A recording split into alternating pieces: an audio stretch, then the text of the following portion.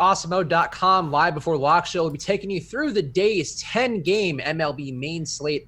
Lots of important wrinkles. Hopefully a lot of games that won't be weather affected, at least for this particular day. I'm Chris Spags, joined by my good pal, the baseball savant himself, Jake Hari. How are you doing, Jake?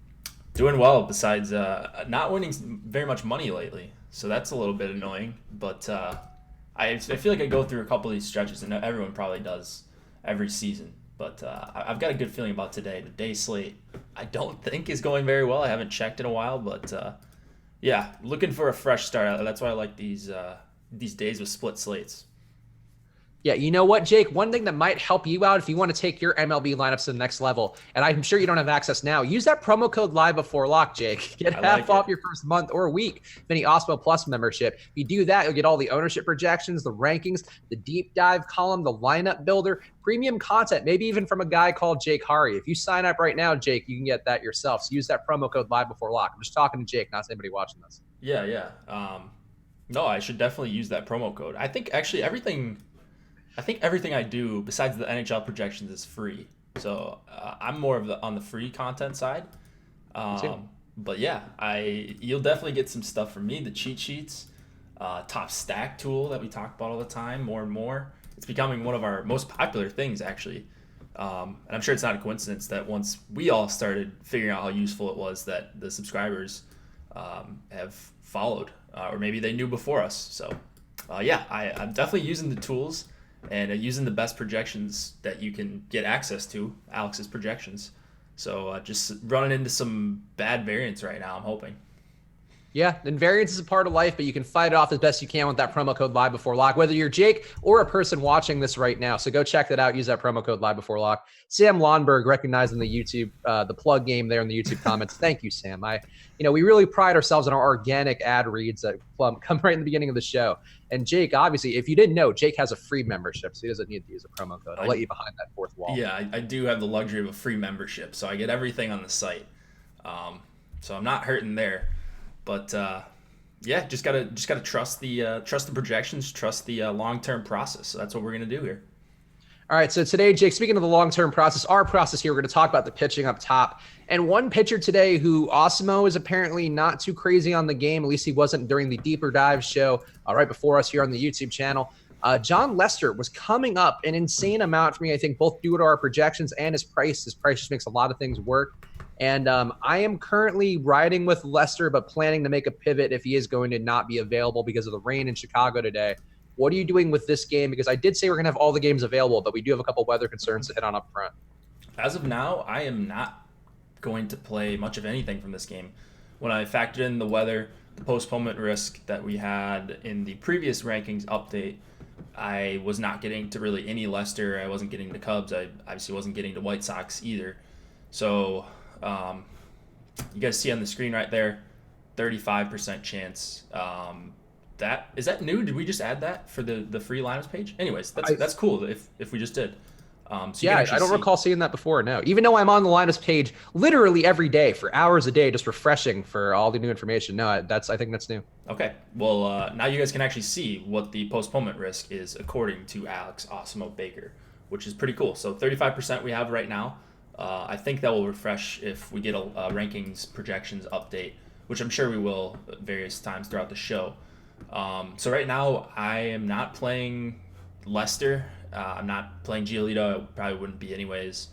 But I would have a little bit of interest in maybe some of these cheaper Cubs, even though I do respect Giolito a lot. So I'm hoping right now, I hope a lot of people that aren't watching this play Lester, and I don't, and the game gets called off. I feel like I haven't been on the right side of one of those in a while. Like we both, all of us really, me, you, Josh, we all got beat down pretty hard by the Nats game the other night. So we were on the wrong side of that one. So it would be nice to get one back. Maybe people play this Cubs game. I'm not sure what other people are saying out there as far as the weather goes, but pretty substantial risk right now. Yeah, for me, I think, I guess in terms of a Lester approach overall, I'm going to keep him in. I have been 35% of my lineups right now, but if he's out, I'm just going to go straight away to either, Emacs sending us something. Ooh. Radar is still looking like there'll be steady rain throughout the night. I'm still very concerned they don't end up playing, so I'm going to X the game out on Cruncher. is from Alex about the Chicago game. So he's all right. So yeah, I guess if that's the official stance right now from Alex, I will probably be pivoting off my Lester. Jake, I think the guys I'm going to go to instead of Lester are going to be Trevor Williams, and I think maybe Ponce de Leon if I can get. I feel like his full name should be said because otherwise I'm not talking about the historical explorer Daniel Ponce de Leon. I'm going to put in some lineups as well when I have the money to go there. Who would be the guys you would go to instead of Lester, Jake? I wasn't getting to much Ponce de Leon. That may change. Right now, I'm getting to a ton of Scherzer, so I'm not in that same price range, but Heaney's a guy that I like quite a bit. And then going down a little bit, Max Fried I like. So those are kind of the two guys. There's some pretty ugly cheap guys that I have right now that I'm probably going to end up getting to as well. But I do like Heaney going up against the Blue Jays, just a big implied total for the Angels. You would expect him to have some run support against Aaron Sanchez with a near 6 total. Not a bad strikeout matchup for a pretty decent strikeout pitcher in Heaney. And it looks like he's not going to be heavy chalk or anything like that. Maybe that switches up as people decide they want to get off Lester. But yeah, Heaney's kind of my guy in that range. Okay. Yeah, I mean, I don't mind Heaney. I would say, yeah, that is a pay-up spot.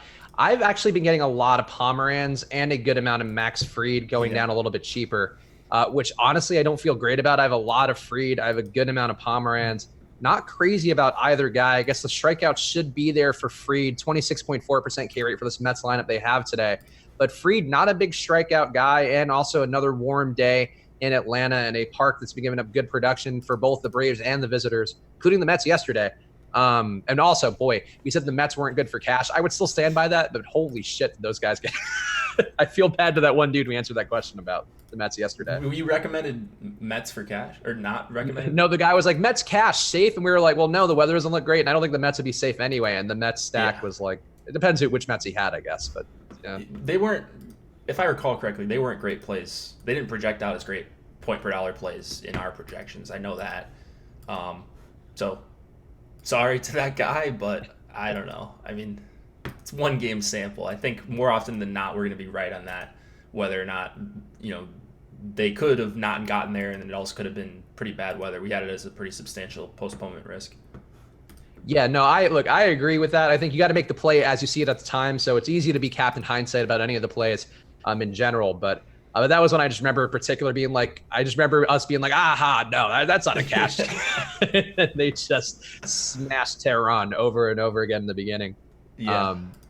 But that's life in DFS. Anything can happen on a given day, especially when you are in a hot hitting environment, which I think there are going to be a few of that we'll talk about as we go here. Any Fried for you or Pomeranz now that we're talking about that price here? Yeah, actually both of those guys. So Fried's guy I believe in more. I think he's going to be a pretty good pitcher at some point. He's not quite there yet. But Mets top 10 in K percentage versus lefties. You're seeing some strikeouts from Fried. I thought we'd see a lot more this season. So I am with Adam and Laffy in that. They've been talking about him every time he's pitched that they just feel like he should be a little bit better. And I agree. You look at the game logs, they're not anything great, but he's a pretty big favorite and he's 6,100. And he's not getting, outlandish ownership right now. So we had him at mid-teens earlier today. So if he sticks around there, even in like the 20% range, I'll take him for 6,100. Pomeranz, I just hate the matchup with Pomeranz, but he's another one that's 6,200. Obviously not a favorite, and there's not going to be as many people on him, so he would be kind of the pivot off of Fried if Fried's a guy that everyone's going to get off Lester and go to. Yeah, and I think that's going to be a problem because a chalk Fried and a chalk Pomeranz are kind of scary propositions because they are Pomeranz is not in a great matchup, even though being in the Dodger Stadium, well, I guess this year it really hasn't, but in theory should be a little bit of a help for him in keeping the ball in, but it's actually given up 1.2 home runs for every one on the year so far. But yeah, Pomeranz, I think he's shown 20 fantasy point upside versus the Dodgers, I think like a week and a half ago. So I don't have an issue going with him, even though I find it hard that he's going to, recreate that performance again, though he has had 2 straight over 20 fantasy point games in a row. But yeah, Fried and Pomeranz, I think are just kind of necessities of the slate. I also have like 1 or 2 lineups with Aaron Sanchez, which I really don't enjoy either. I don't know. Like, I don't know how you get good pitching in there and also afford some of the bats. Like Atlanta, I like a lot today. You really can't afford any good pitching at all with Atlanta. Yeah, that's the problem. I really want to get to Atlanta. I love when these stacks are a little bit overpriced on DraftKings, and you've got an expensive pitcher that everyone wants to pay up for in Scherzer, and then a chalkier secondary option. Whether or not he sticks is a different question in Leicester. But yeah, those are going to be the guys you need to get to if you want to get to some of these expensive bats. And then Fried also makes for good correlation. If you're stacking up the Braves, you might as well take the team. If they score 8 runs, there's a really good chance that he gets a win. And if he doesn't, your stack doesn't, then Fried's not going to matter anyways. Yeah, I think that's about the right way to view it. Some necessary evils to probably take on the slate, and at least there are guys who aren't. Well, Pomeranz you can make a debate, but at least he's getting 10 Ks per 9 on the year. And Fried's a good pitcher, even though he's not a great strikeout pitcher. He's been decent on the year in terms of limiting production. A pretty low xFIP, a 3.66 xFIP, which is not bad at all, particularly on this slate. So I think if we're going to look at the bright side, at least we're getting these cheap guys who are decently competent. They're not just the usual garbage that we're throwing out there and hoping it sticks. So that's got that going for us. We're not above playing garbage pitchers, as we've proven time and time again. No, in fact, sometimes we'll straight up advocate for them, but today I think it's just more you just got to get there if you want to afford the guys, and you hope that one of these guys here doesn't blow up. How about Mats going against Atlanta? Atlanta's going to be a decently owned stack, though not as owned perhaps as they should be according to their the top stack tool that we have and their probability of being the top stack on the day. But Mats has some potential, and I do have him in a few lineups because I have enough Atlanta where it made sense to hedge a little bit. Get any Mats for yourself today, Jake? Yeah, I did get actually a bunch of Mats. He's in that Pomeranz Fried range for me, and like I want to pay up for bats if I can. And I think Mats is actually a pretty good pitcher. So I've been a noted Mats hater for the last, since we've been doing this for the last year and a few months. But he does look quite a bit better to me. And he's going really deep in games, too. Like, he's allowed to throw 110, 115, 120 pitches he got 2 starts ago. Showing a little bit of strikeout upside, got up to 10 Ks. He's got a handful of games with 6 and 7. So it looks like a much better pitcher to me this season than what we saw the last few. The problem is 5.6 implied total. You've got speed and power in this Braves lineup. Not a team I love targeting, but he's going to be in the mix for me for sure, especially if he's going to stick at basically no ownership right now. Yeah, I think Mats is a bit interesting as leverage, especially, the Braves ownership come up at all? No, it still doesn't come up appreciably. We just got an ownership update. If you are a premium member of Osmo.com, if you have that Osmo Plus membership, go check it out now. And if you don't have it, use that promo code LIVEBEFORELOCK for half off your first month or week. But yeah, we did just get an ownership update in, and it looks like, so Fried actually came down in ownership, which actually does surprise me a little bit. And Matt's still under 5% owned, and the Braves also not terribly highly owned either. So that's still a spot to go to. That's interesting. I kind of thought the Braves were going to come up because I feel like everybody on every show has been talking about them today, not just on our site, but everywhere. So one thing I also noticed, I just pasted in the ownership into my sheet here. Trevor Williams, I think, has come up a bit. And then Lester, he's gone down a bit, but it appears no one is all that concerned about the game. Not enough to affect his ownership in a big way. He's still right now the second highest owned pitcher on DraftKings, one of the higher guys on FanDuel as well. So I kind of like that right now. I'm sure as we get another update, if we get another one, he'll probably come down just a little bit more as people start to notice the weather. But yeah, I hope a bunch of people play Lester. He's not a guy I want to play anyways, so I'm kind of glad that there's some weather concerns there to get me a logical reason at least to make a calculated fade on him.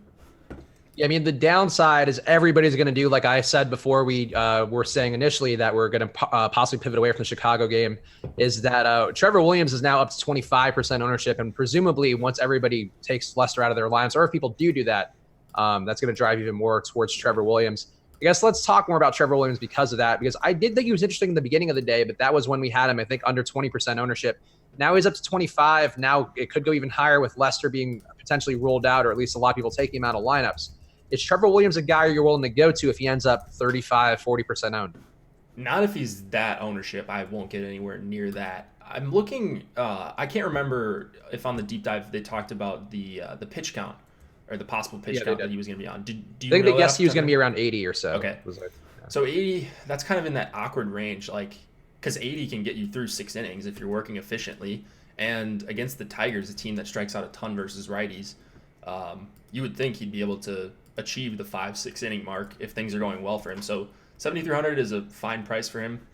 On our projections, though, he wasn't popping for me. I don't know if you use Cruncher at all today, but maybe he will more now that I take Lester out of it. Let's see where he's at. Yeah, we have him at under a 2x value on DraftKings, so that's not going to make him pop at all. And I think that also is what's going to make Fried and Pomeranz pop, because both those guys are over the 2x value threshold. Right. Yeah. He's just not a giant, enormous strikeout pitcher himself. So while it is a great strikeout matchup, he maybe is expected to get another half K or K because he's going up against Detroit. That doesn't mean he's all of a sudden going to go and mow them down either. So I think a little bit too owned for me right now. I'm not going to get to 25% or whatever we have him at if he keeps rising. But I think for a median projection, he's going to project out okay depending on where you look. Yeah, I think I'm going to end up probably getting close to the field. I might actually end up a little bit above it with Williams just because I already have some, and he's going to definitely take some of my Lester shares. I just think the spot's good enough. The 80 pitch count isn't great. The 7 Ks per 9 aren't great. He does have a 10.1% swing strike rate on the year and a 36% chase rate. Going against a Tigers team who's got 26.3% K rate versus right-hand pitching overall in the year, and this lineup, which is being boosted by Zimmerman being pretty bad at very limited sample size of at-bats, they have a 34% K rate in the lineup today, again, with Zimmerman kind of driving that up a little bit. But nobody in that lineup, I guess, well, let's see, 1, 2.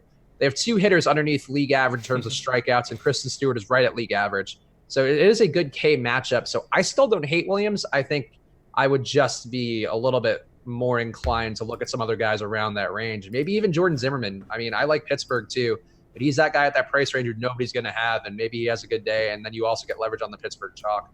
So the reason that I'm seeing that I'm not getting to Zimmerman, you mentioned he's an under 2x value right now for us. You look at guys that are right around, like we have Fried projected for more points for him. So Fried, less ownership, more points, and lower priced. Like I'll just get him in the optimizer a ton more.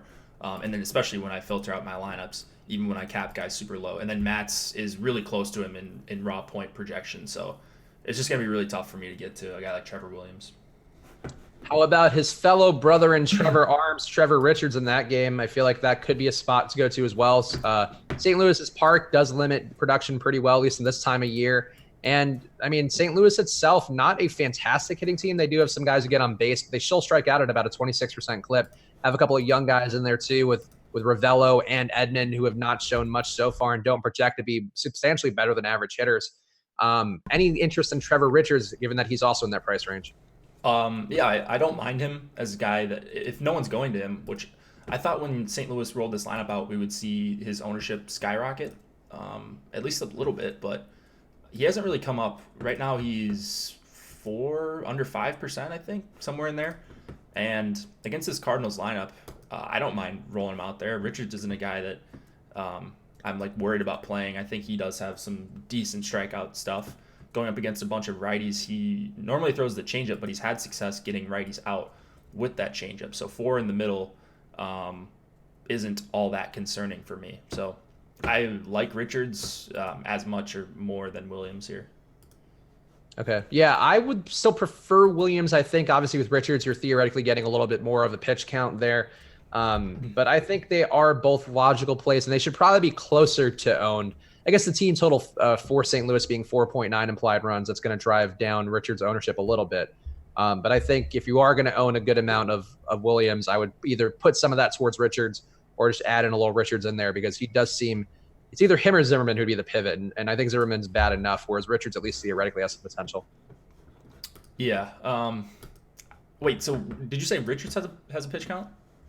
No, Richards, I mean, just in terms of pitch count, should be higher. Should be getting more than I was looking for that. I was like, did I miss something? At least, yeah, not that I'm aware of. But yeah, okay. Also looking at Richards' numbers, 12.4% swing strike rate on the year. He struggles with hard contact with 42%, but being in St. Louis should help him keep that a little bit closer to the vest. So it's not a bad spot for Richards, actually. And he's going to be under 5% ownership according to our DraftKings ownership right now, which isn't bad.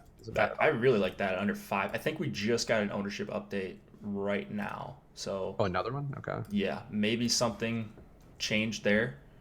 Let's see. I'll paste it in and see if we see any differences. Scherzer, I think maybe up a little. Trout also now up there as the top owned position player on the day. Yeah, so that must mean that one of Matt's or Freed came up. Yeah, we still have Richards really low.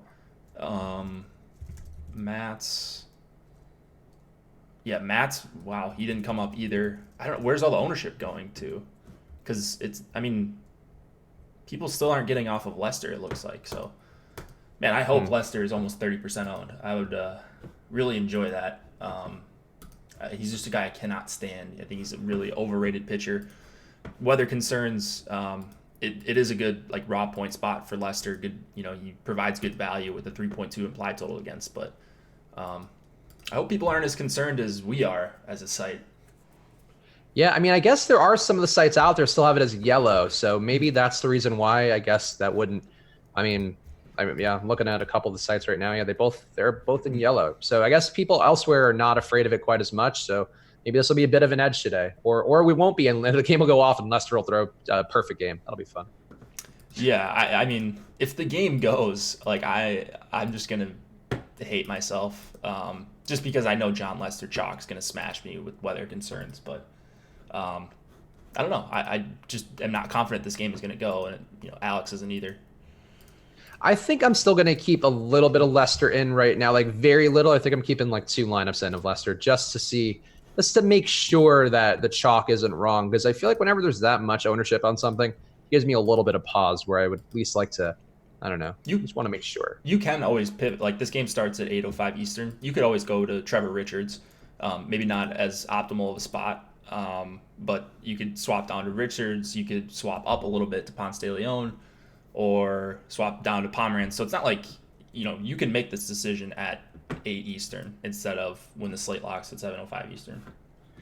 Just looking at the prices right now, one other guy who I guess could be in play and theoretically could have some upside, even though he does give up a good amount of hits. He's going against a tough team. Eduardo Rodriguez down to 7,500 on DK. I think comparably lower priced everywhere. Would you go to Rodriguez as a pivot to these guys? No, not really. Against the Twins. Twins have just been so tough. They're not a team that I've really targeted against. I know that bit me on the Porcello night, if that was last night or the other 2 nights ago. But yeah, they're just not a team I want to attack with any sort of regularity. Looks like a pretty good top 5 at least. And then Astudillo in that lineup does not help things at all for the opposing pitcher. They don't strike out very much, but I'm not finding myself getting to a lot of Erod. Yeah, I'm just gonna. I'm getting my Lester out, and I feel like I have enough to make it work, so I'll throw him in there. I'll throw him into the milieu of guys I have in that price range because if I'm willing to play Ponce de Leon, I'm probably willing to play Erod too. They're obviously a better match for Ponce de Leon overall. All right, we're at the halfway point of the show, so let's go make our picks. Emac talking. Really, that's the joke Emac are going with? Okay, good one. I didn't see it. What was it? He's making a dong joke, which obviously that's the whole point of why we say dong so much. It kind of putting a hat on a hat is what you call that in comedy.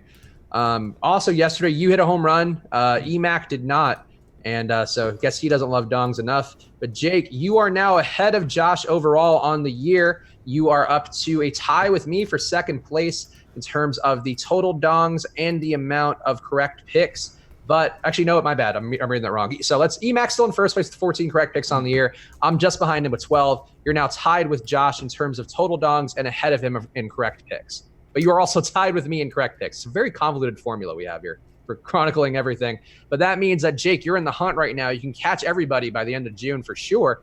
Who's going to be your home run pick for the day? Well, first of all, to be honest, I didn't even notice that Bregman donged yesterday. So thanks for catching that one, whoever did. But I just remembered my Astro stacks being god awful, but glad I got a home run at least. All right, tonight. Let me see. If you have one on deck, you fire it up. But Yeah, I'm going to go with Austin Riley. I like him in that Brave stack. He's been really good in a limited sample size going up against lefties. Really egregiously good to the point where he's probably due for some negative regression, but I don't care. I'm still willing to take him. He's going to be under 5% owned, so I have a lot of him today. So Austin Riley is my dude. I like it. I'm gonna go with Josh Bell of the Pirates. Going to the those Pirates, those tricky Pirates. Yeah, they didn't work out for you last night. Well, was it? No, just Brian Reynolds, really. Everybody else actually, they did a good job. Like guys like Kevin Newman did all right. Josh Bell had a home run. They were doing some stuff, but unfortunately not quite so much with the Brian Reynolds portion of things. Of course, I'm sure Brian Reynolds will have a double dong today, just to spite me. Classic. And if EMAC makes his pick, we'll inform you guys as we go. If you want to make your picks, go check out the Osmo MLB Twitter handle. I'm sure at some point they'll have the dong picks out shortly once EMAC's pick is in. And then you can go chime in there, give your replies. And if you're correct on Twitter, that is the most correct you can be because that'll forever live on in the record books of the internet. So go check that out on the Osmo MLB Twitter handle. All right, Jake, let's talk stacks here. Now, of course, once EMAC's pick is in, I will keep you guys abreast of that. But yeah, let's talk about stacks, Jake. Who's going to be your number one stack on the day? It's looking like I'm getting more Angels than I anticipated. Actually, let me refilter really quick now that I got some Lester out of here and see what we got. EMAC's pick is in, by the way. He's going with Jordan Luplow, taking one of my favorite guys, the Ginger Assassin. Not a bad spot. The Ginger Assassin. Yeah, I'm getting more Angels than I was earlier today. And then after that, it's pretty flat. Like I'm getting to some Cleveland bats. Atlanta has come up a little bit when I've gotten Lester out of there. And then Pittsburgh, which I also like quite a bit, judging by my home run pick. So those are kind of the main few that I have, the ones with the high implied totals. Another one that I kind of would like to go to is the Twins. They've been going under-owned overall, and just a team with a ton of power. I know it's not the greatest lineup with a couple of lefties at the bottom here, but Erod still does give up some power, and it is a pretty favorable park. It's warm here, and they're just not getting ownership at all, which is kind of weird, just based on how good they've been this season. Yeah, I was thinking about going to the Twins a little bit because they do have a pretty good overall number outlay. They've been hitting left-handed pitching and right-handed pitching pretty well. I think they're still technically the top for both sides of pitching on the year still. And I don't hate it. I just feel like they haven't been hitting as well at home, I think, because of the Minnesota park factors we talked about a couple times on this show. Though it is getting a little bit warmer there. Yeah, EMAC can give it up, but also Erod can give it up too. EMAC just keeps typing things. That's why. But yeah, I think it's not a bad spot for Minnesota, but not one I felt like I wanted to get to. But as you said, they're going to have no ownership on them at all. And they do have a better chance of being a top stack than they do have ownership right now. So that's a leverage point that you can use with the top stacks tool that we have on Osmo.com. Yeah, if you're just looking at the top stacks tool, which I was right there, that's probably a stack that should stick out to you just a little bit. Looks like about an average chance of being the best stack, maybe a little bit below average, but 2% ownership in the aggregate ownership, I think, is really nice for a team with a lot of power. Yep. All right.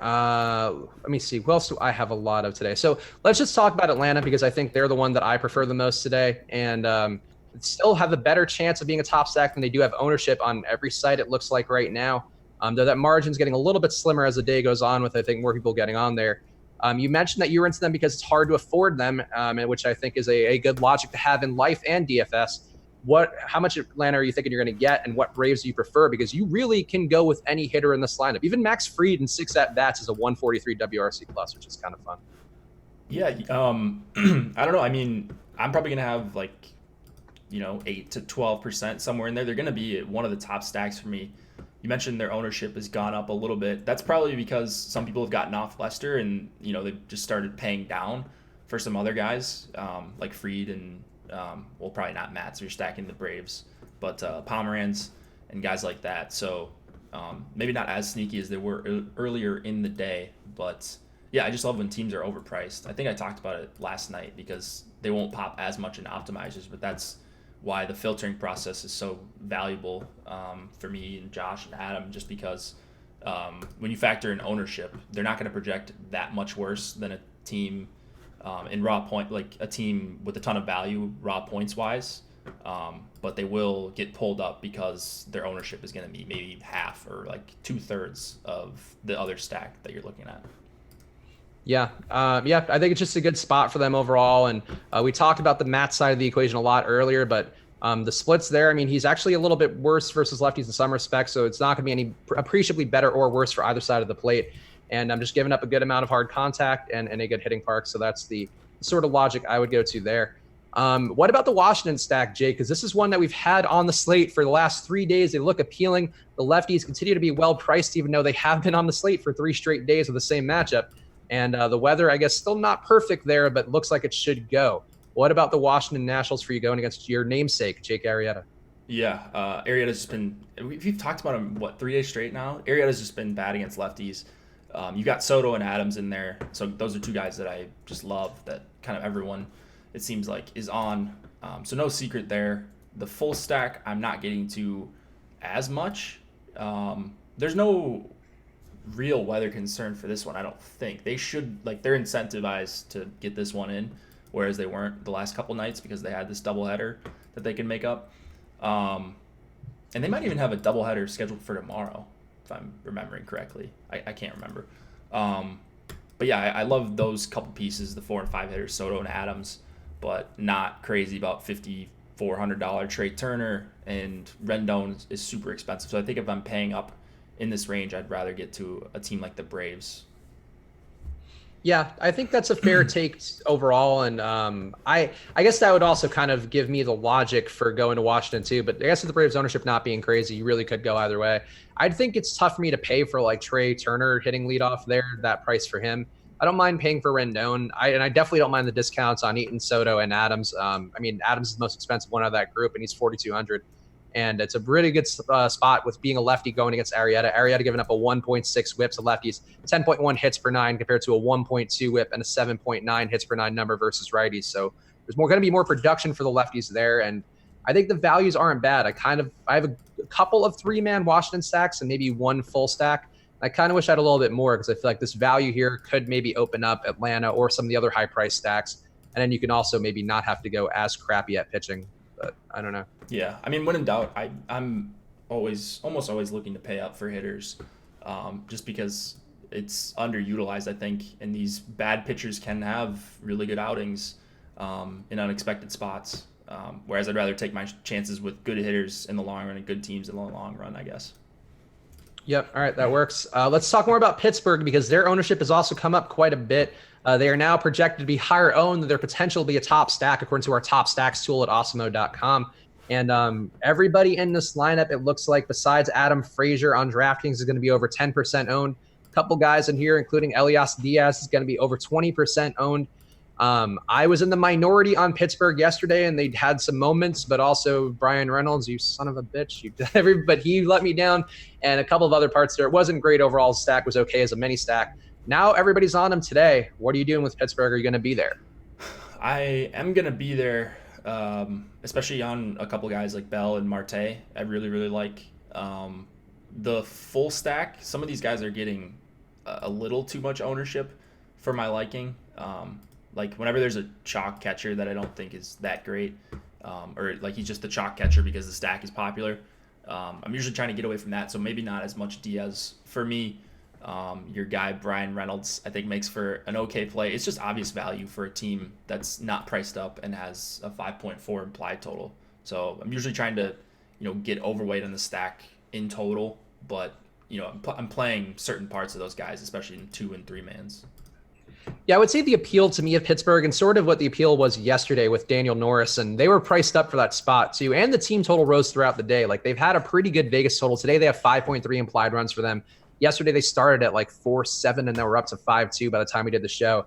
So Vegas was with me as well on that. And I think the thing with them is that they work as a stack, not because of just the prices, but because they are just going to get hits. They're not a power hitting team, so you're not going to see them necessarily clearing a ton of guys off base. You're more inclined, I think, to see them kind of score a little more evenly. So that's sort of what I see the appeal in them to be. I don't hate it, and I think they're a little bit overowned today, which makes me sad. It just makes me sad that they weren't overowned yesterday on the day where I was there. And but that's life, I guess. Still wouldn't mind it, though, going against Zimmerman. Not a bad spot at all. No, Zimmerman's not a guy you're worried about stacking against. So They've got one of the better chances of being the top value. That's for sure. Let's keep it moving. Let's go on to the Angels here because the Angels are going to have some ownership again. Mike Trout in particular, as we mentioned a little bit earlier in the show, is going to be the top owned position player on most of the sites today. Going to have a ton of ownership on him going against Aaron Sanchez. I have some Angels. I don't have a ton of Angels today because I do think Sanchez limits damage well enough. He's got an under league average home run rate overall, 2.6% going back to last year. This year, he's just at league average at 2.9%. The hard contact, not necessarily higher, indicating that's going to go much more. And the fly ball rate also at just 30%. So he's keeping it down for the most part. I think the Angels are a good hitting team. I think they're not going to give you a ton of strikeouts. I don't know that I want to go to Sanchez any more than the one lineup I have. But I don't love the full Angel stack today. Mini stacks I could live with, but not even crazy about that. What are you doing with the Angels? I love Trout and Ohtani and Upton to some extent. The rest of these guys just aren't great hitters. And I can't really make my mind up about Aaron Sanchez. If you guys watched the deeper dive, you heard them talk about that. I kind of echo that, what they said about he should be better, and he's just not. So I'll pay a premium for guys like Trout and Ohtani. There's going to be a ton of balls in play, so you've already got variance worked in there, you would think. And this near 6 implied total is telling to me. So I'm going to have a bunch of Ohtani and Trout. I don't think they're going to be like my top stack, even though they have the highest implied total. Yeah, I think I got there a little bit less because of my predisposition to go to Atlanta, and they have enough hitters over 5K there that are going to take some away or pull some away from Trout and Ohtani. But yeah, like it's a good spot for Trout and Ohtani. Upton as well, a nice spot for him. And La Stella, I don't mind either, even though I don't know his hitting just seems strange, like that he's been that good so far this year, but he keeps being good more often than not. So I don't hate it, but I feel like the issue with the crunching, I was getting a ton of like Luis Rengifo, who I really don't want a ton of, and Boer, I was getting a ton of. Like, I'm not dying to get those guys in. Boer is fine, but Rengifo in particular, like he's at a good price, but I really don't want a 9-hitter who just kind of doesn't have any power, doesn't really do much of anything. Dude, I get so much of that guy. He pops up a lot. Him and Rangel, whatever, in the other game, they came up a lot. Who's that? Rangel, the guy on the Cardinals who's in the lineup today. I didn't notice getting a bunch of him, but yeah, Rengifo, like that guy always pops in our optimizer, and it's not like he's 2,200 or something like that. He's 3K. He's a 9-hitter. Yeah, I would say err on the side of less Rengifo if you are trying to go to Angels. I certainly don't hate the stack, and it is a good total, but I'm just more inclined to think they get that run total from 1 or 2 big plays or 1 or 2 home runs, and that's about it. But that's just my take on it. Obviously, stack as you please. Stack as you please. A lot of ownership, though. It's just so weird that they have a 6 implied total on the road here. I know they've been hitting well, but Vegas must think Sanchez is just awful, and I'm not sure that I am ready to say that just yet. Yeah, I think yesterday was the clear day to not go to the Angels. Like, Stroman was a matchup, even though he ended up giving up a little bit. Like, he's a guy who does a good job limiting everything, and we talked about that on the show. But I think today is a day I don't mind going back to the Angels. I just probably wouldn't go as much as people are going to go. I think that's sort of where I shake out with it. A little underweight on them. Yeah, I think that's the move. Let's go to the Cleveland-Texas game. People are a little bit worried about the weather here. We don't have any risk of postponement on the site right now, but and I really don't see any risk on the other things that I changed, so I'm not sure where people are getting it from. I've seen some reports of people talking about the rain there, but it looks like it's green on all the sites that I would check. Are any concerns for you with the weather, Jake, in this Cleveland-Texas game? Nope, I'm playing it straight up. Okay. Yeah, so same for me. What are you doing with the hitting here? Are you getting any Cleveland stacks? Are you getting any Texas lefties maybe going against Plutko? A bunch of Jose Ramirez again, like similar to the Trout and Ohtani thing for the Angels. Ramirez and Lindor I'm getting a lot of. Nice to see Ramirez break out of it a little bit. Hopefully that's a sign of things to come. Hit a home run last night. Just unfortunate that he does it as one of the chalkiest hitters on the slate, but that's kind of how it goes. So I'm getting a bunch of those 2 guys. I'm getting some Luplow. Like, they're again not a huge main stack for me, even though they do have the big implied total. There's quite a bit of ownership on them, so probably going to be around or a little below the field on Cleveland. The Rangers bats are ones that I didn't get much of at all. I don't know. Am I wrong for not getting them? I had to force them in manually, yeah. Also, Caitlin in the YouTube chat saying that there's a tornado warning in the Texas area, so maybe that's why. Okay. And Ryan's also saying he lives in Fort Worth and it's going to rain at Globe Life. I don't know. I guess we don't have that any of our radar items here, so that's interesting. I'm not there enough where I'm particularly worried about it, to be honest. I'm not worried about it. You can swap off too. There's options in the later games if you get worried by time the game starts. Yeah, I have some Cleveland stacks. I have some Texas lefties, but I don't consider them to be a core part of my attack tonight. I think people are going to go a little bit heavy to Cleveland going against Palumbo.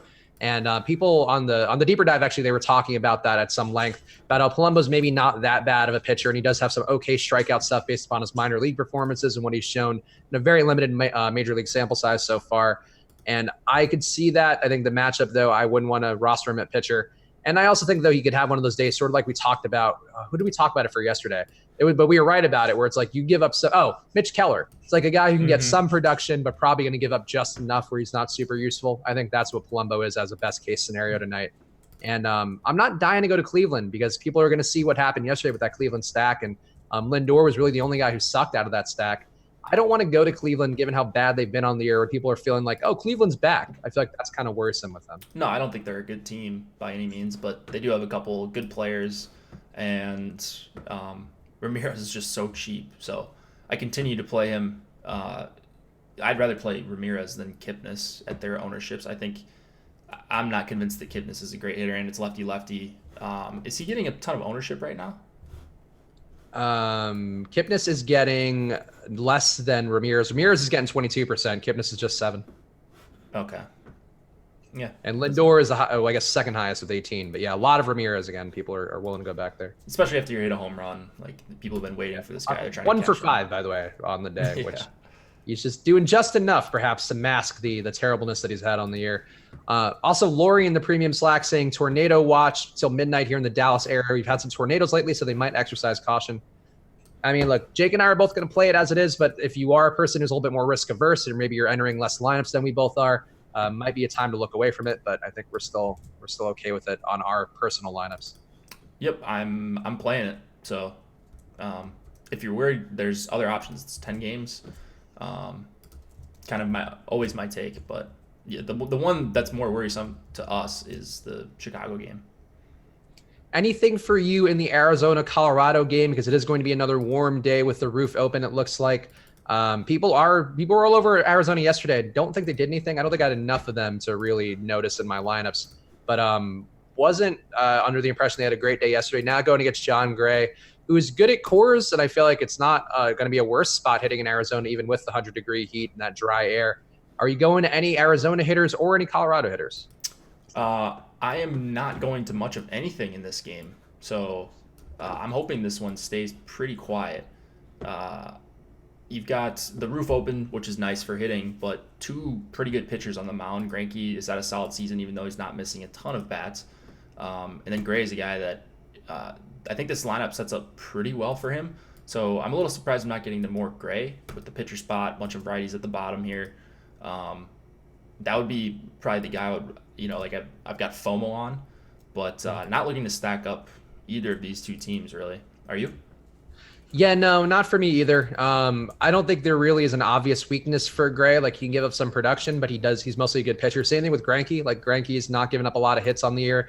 6.6 hits per 9, a 0.9 whip on the year for Greinke. But also the strikeout stuff for him has never really been that great.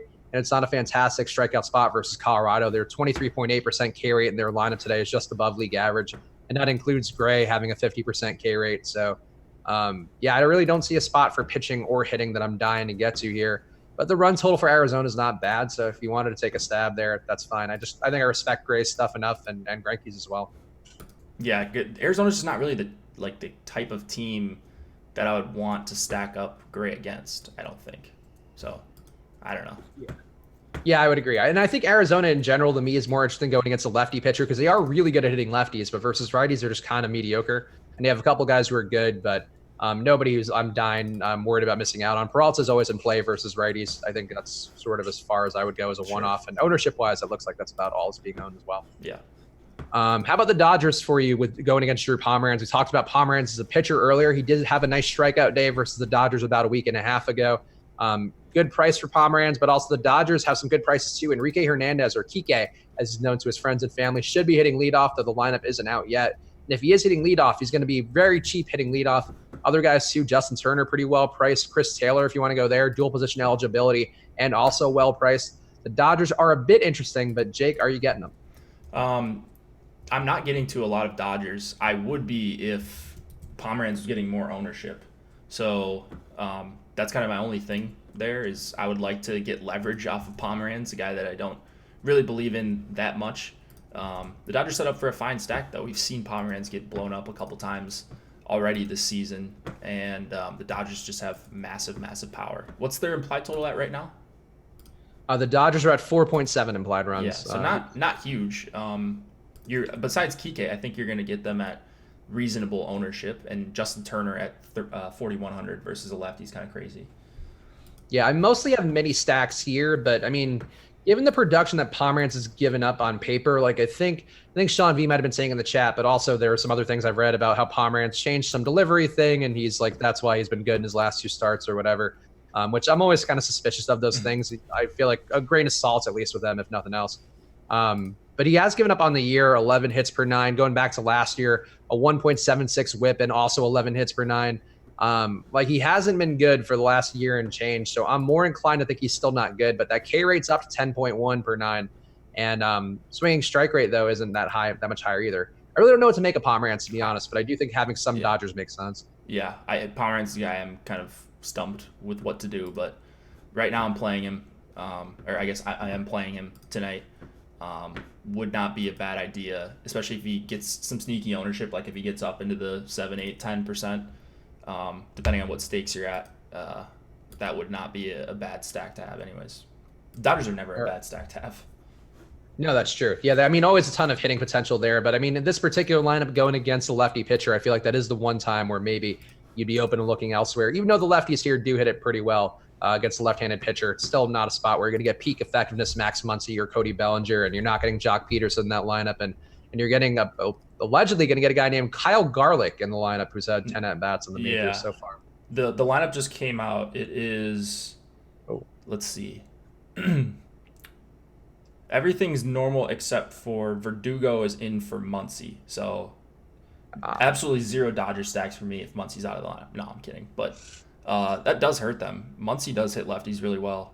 I think Verdugo does in a short sample, but I don't know that we can say that he's a great hitter or anything against lefties. So I think Chris Taylor moved up in the order. I think he was supposed to hit 6th or 7th. So nice boost for him. But honestly, that's not going to change a ton for me. It just makes them a little bit more affordable that you get out $5,100 Max Muncy. Yeah, it kind of feels like maybe only Kike there if you're trying to save some money and not go to the Luis Rengifos of the world or the Rangelo Ravello, whatever that guy's name is. I think that's probably the move here. But I'm looking at Verdugo. Actually, Verdugo has been pretty good versus lefties in 87 at-bats. 316 batting average, 120 WRC plus. Not a lot of power, though. So, yeah. I'm not dying to get Verdugo in, obviously, but he's in play, I guess, if you are trying to go to Dodgers stacks. Yeah. Let's circle back to the top pitching, Jake. Also, I guess if people want to know the home run picks, we'll give them real fast again. EMAC, the clubhouse leader, went with Jordan Luplow, better known as the Ginger Assassin to his friends.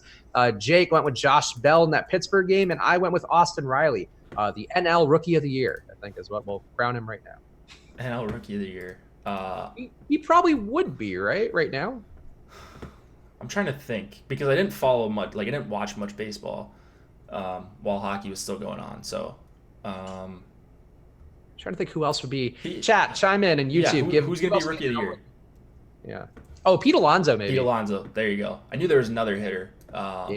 Those guys are both pretty good, though. Yeah. Alonso started off red hot. I mean, it's not like he slowed down. Yeah, it's not like he slowed down that much, but... He just crushed you. He had 30-something fantasy points yesterday, too.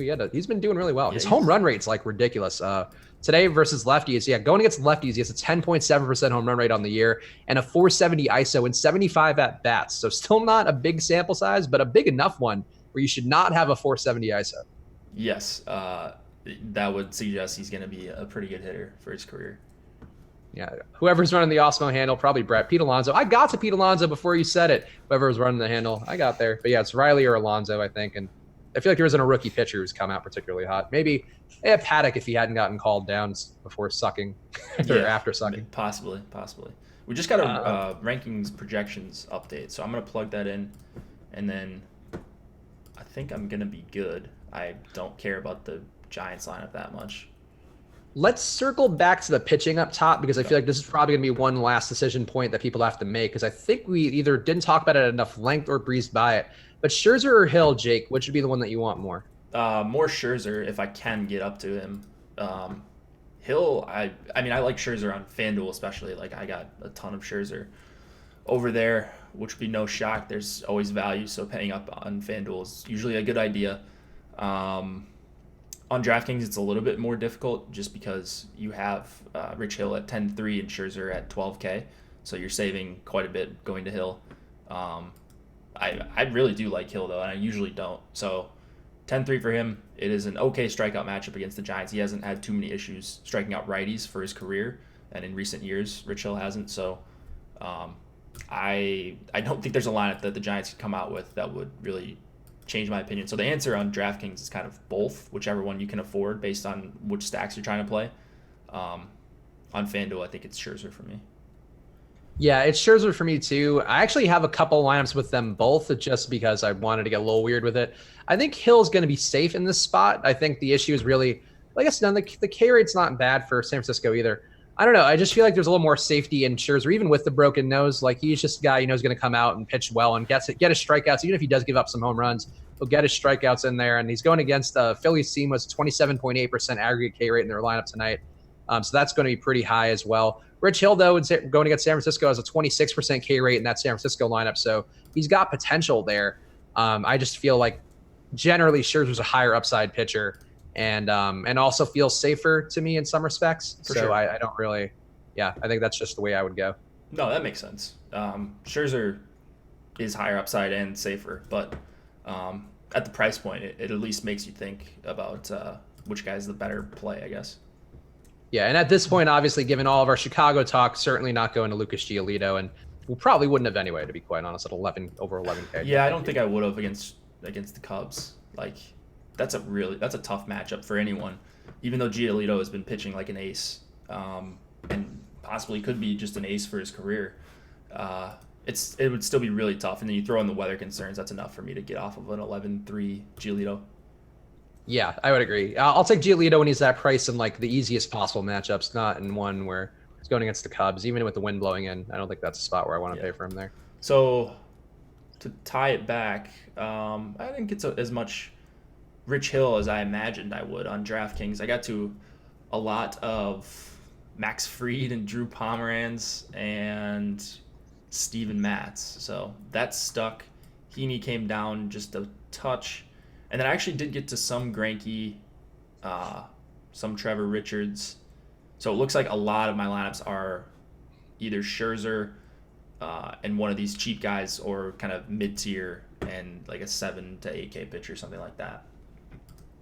Also, Sean V in the chat obviously would not be a live before lock show with Jake and myself if we'd not shout out one of Sean V's takes.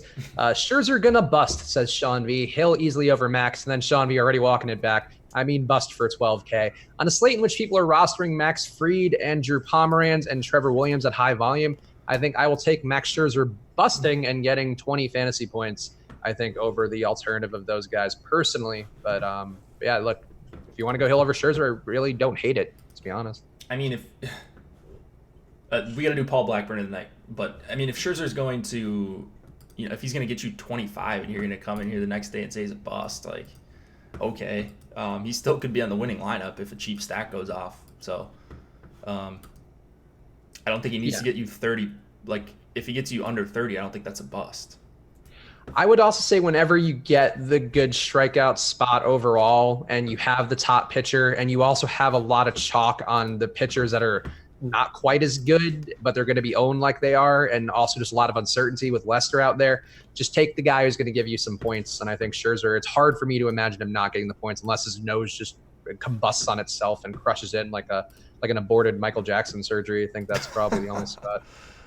Just falls off in the middle of the game. That would be suboptimal. Yeah, I don't know that we can mention that name anymore, but I True. second Well, that. he still did have the surgeries, even though he did other terrible things. That's the surgeries true. did occur. That's true. The Paul Blackburn of the night, of course, for our guy McCod, reminding us that, as Jake mentioned, for the award, who goes to the pitcher who's most terrible, most cheap, but could end up in a tournament-winning lineup. Jake, who would it be for you today? God, I got to some Erod too. I was not anticipating this, so everything changed for me when Lester came out. I got to a bunch of these mid-tier guys now that I'm looking at it more. It has to be Pomeranz, right? Palumbo, maybe, I think. Oh, I like that. Yeah, on the faintest chance. That's still not, I think I have him in 1 out of 20, and I actually might not even have that anymore. But he is a guy who I think gets Aaron Sanchez too, because he has leverage. So that is something. Yeah, I think you actually have a couple guys who could qualify, even though none of them are particularly exciting in any way. That's fair. Yeah. All right. Let's see if there's any last minute questions here. Lots of Max. I hope his nose lets him breathe properly. I agree. I don't think the breath is really the issue, though. I feel like as a pitcher, you're not getting that gas breath wise. I mean, he does throw pretty hard. It looks like it is pretty taxing on him. I would think the pain of it just over and over, but he's like so tough where I wouldn't worry about that. But the pain of like just your body kind of getting rattled over and over again seems suboptimal. Yeah, that doesn't seem optimal. But once the adrenaline starts going, if he starts, K, like I don't think it's gonna matter. Yeah, I think he would also. I could see him like getting some blood down his nose and being like, again, that somehow like turning him on today. Yeah, he seems like one and of those then he guys. tastes his own blood and smears it on his face. Yeah, he seems like one of those guys that like the bloody sock game with Kurt Stilling. Like Yes. he would not play into that, but like I think that would get him going. If anything, he's that type of competitor. So there's your narrative for tonight. Matthew Protowell asking Lindor or Turner, who would you go with? Lindor. Yeah, I would take Lindor overall. I guess if you're concerned about the weather, or if you have an aversion to weather risk, then I would go Turner, because there's no concern of weather today here in sunny Los Angeles. Yeah. Okay, Let's see here. Let's go Braves. I agree with Let's Go Braves. Don't sleep on Plutko. Well, with the weather in that one, I mean, I'm still playing that one as it is, but Plutko, I don't know. The lefty splits for Plutko make me worry against a Rangers team who has a lot of lefties who can do damage. I'm not crazy about Plutko. Dude, I'm getting a ridiculous amount of Rengifo. Like, is this guy just amazing? No, he's just 3K and he's in a top stack. I did get to more Mets, so they're actually the most under-owned team right now. Our buddy Pete Alonso. So I'm over on quite a few Mets right now, which is good to see. I think that's a logical spot to go to. I just feel like them being a top stack yesterday could be a thing, but still not much ownership on them in our ownership projections, so maybe not. Yeah. 0 Lester for me. Ooh, okay. 0 Lester. So. Yeah, I still have 2 lineups with him in there, but I'll take him out if we know for sure it's not going to go, and just go to, I guess, Trevor Richards probably. All the Rengifo, they say. Sean V says, Spags, we got to get a beer. I'm in LA too. Studio City. Is that close to you? It's not close, but Sean V, let's put it on the. Actually, we have enough LA people out here where I feel like maybe we should try like our first Osmo meetup in LA. I think that should be the thing we do, because we have like 3 employees out here plus a couple of people I think who are subscribers or Sean V's. So well, let's put that on the board, Sean V. If not, but let's try to figure that out. We got to do things like that now that we're like a growing content company. We have to have meetups. You'll head up the Minnesota meetup, Jake. Oh, I'd love that. I'd also love to go to LA though. Like if we can have like an LA meetup in like February or January, I would be all for that, because it's pretty brutal here then. Garrett Cooper scratched. Oh. I actually have a bunch of them. Update all. Oh, do you really? Yeah. I got 10 out of 150, so. Oh, okay. It's a commitment to Garrett Cooper. He's been hitting well. Like I don't really hate that pick, but yeah, that's really annoying though. Oh, there. Andrew's also in LA. All right, yeah. Well, let's think about. I'll actually float this to one of our guys behind the scenes who is responsible for a lot of our business initiatives, and see what he can do, because that's something I definitely don't have the foresight to plan anything like that. I'll tell you that. Latest weather in Chicago, rainy still. I don't know. Nothing else has changed in terms of that. Yeah, I'm not playing it. So. All right. Oh, here we go. Hindulicious bartends in LA. He's down. All right. Well, I'll float it, guys. All the LA people, we'll keep this in mind and we'll circle back on it. I'll talk to people on our call on Friday. But yeah, that's it. Hit the like button, please. We're done for today. Also, use that promo code live before lock to get half off your first month or week of any Osmo Plus membership. You get all the ownership projections, the rankings, the regular projections to plug right into Fantasy Cruncher. All that stuff will be at your fingertips if you use that promo code live before lock now. And as always, you do have a ton of night slate content. We'll have ownership projections for that as well. So if you want to win on the night slate, that's how you do it. Use the Osmo Plus membership and get the advantage there, because night slates are all about knowing what the field's going to do. If you know what the field's going to do, you'll be better for it. So check that out now on the site with that promo code live before lock. And Jake, what else do you got going on? Not much. I'm hoping this Chicago game does not go. I am covering for Josh for the Spotlight Pitchers tomorrow, so I'll have that up tonight. Then you and I tomorrow, correct? Yes, you and me again. So if you enjoy the pairing of me and Jake, you're getting it one more day. So tune in tomorrow for Live Before Lock. Obviously, subscribe, hit that notification bell. See all the content we have, the strategy show in the morning, my Four Corners video, the short form breakdown. We also have the deeper dive. We have a ton of stuff here on any given day, plus all the other content for the other sports, the Osmo Odds show, the PGA content. There's a ton going on the channel right now. So subscribe, hit that notification bell. And I'll be back tomorrow with Jake. So thank you guys for watching. Hit the like button on the way out, and we'll see you guys again soon. Good luck.